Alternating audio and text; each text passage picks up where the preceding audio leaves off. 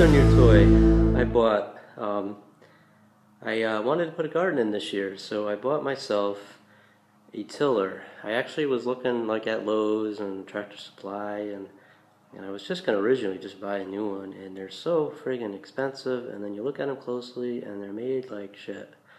So I didn't really want to invest in one. I was looking at like 600 for a kind of an okay one. They had a one at Lowe's for about 650, I think it was, and it was like, I almost bought it, and then it was like, what a piece of shit, it's not going to last.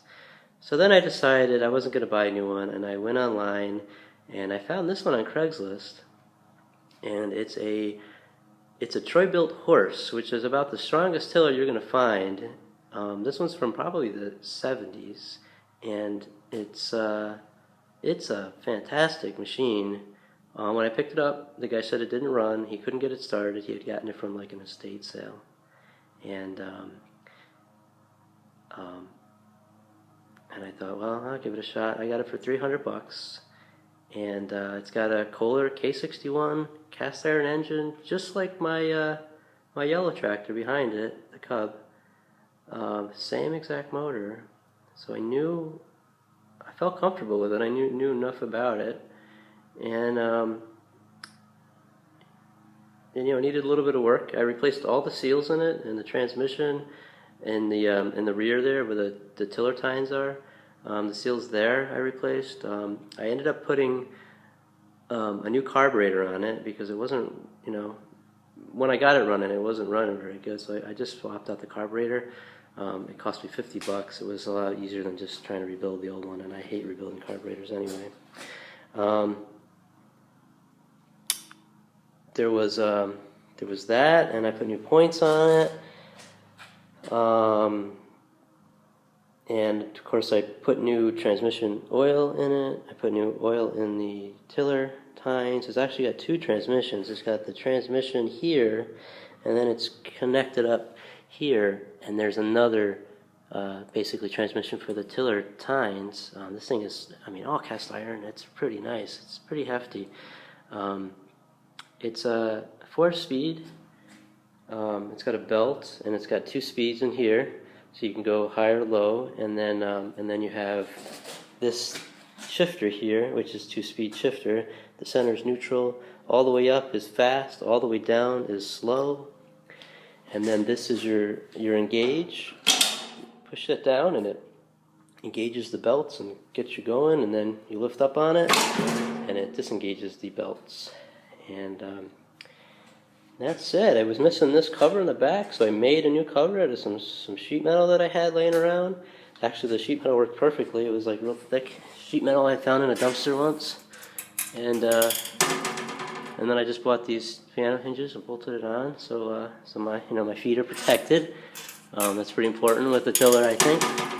And what else did we do? I got a new spark plug. I took this flywheel cover apart. I had to fix that because I couldn't get the recoil to work. And inside the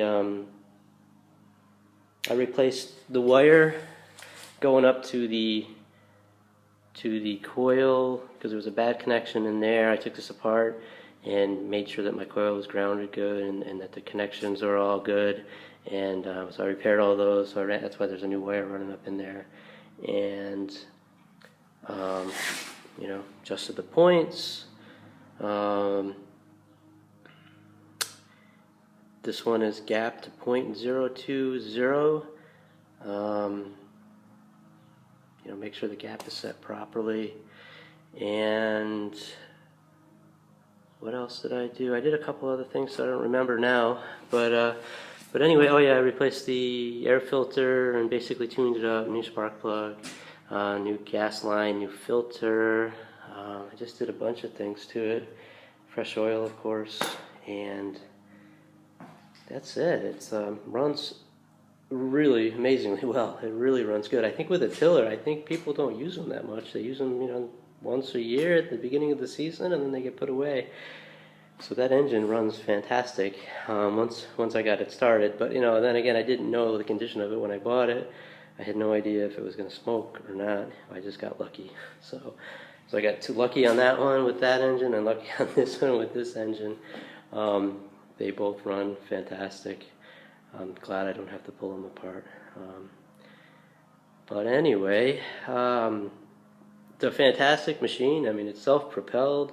You start it up, you just walk behind it, and it pulls itself through the dirt. It does all the work for you. You just kind of steer behind it. It's awesome. It's not like the old kind, the other kind where you have to monkey the handlebars around and push it around and dig into the earth, and that's terrible. That's a lot of work. This one just does all the work for you. It's amazing. It's really a nice machine. It starts up really well. Maybe I can start it up for you real quick just to show you. We got the garden in. Planted all kinds of stuff this year, so I'm pretty excited about it. Let me give it a couple pulls, and we'll see if she'll start up. I just have the gas off, so it may not start on the first or second pull, but we'll see.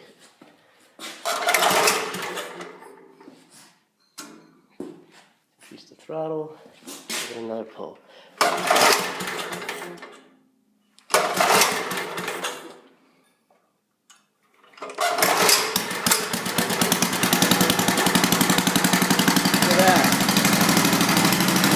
That's been sitting for like a week. I haven't even touched it. I got everything adjusted just right. I tell you, that carburetor makes a big difference. I don't have to mess around with it. Just easy. So yeah, that's it. Look at that. No smoke. It runs fantastic. That engine's got to be as old as I am, and it runs great. That's original paint. It's in pretty damn good shape. This thing up in the front is for a plow, so I can hook a plow to it. After you till, you can push your dirt around. I use it like a little dozer, and that's cool. You're not going to find anything like that at Lowe's now. So yeah, that's it. That's my new Bilt Force tiller with a Kohler case. 161 cast iron engine. Hope you like it.